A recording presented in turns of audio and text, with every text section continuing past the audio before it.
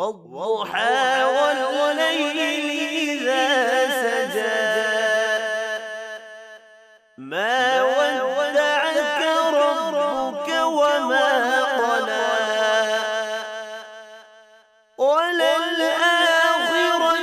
خير لك من الأولى ولسوف يعطيك ربك فترضى ألم يجدك يتيما فآوى ووجدك ضالا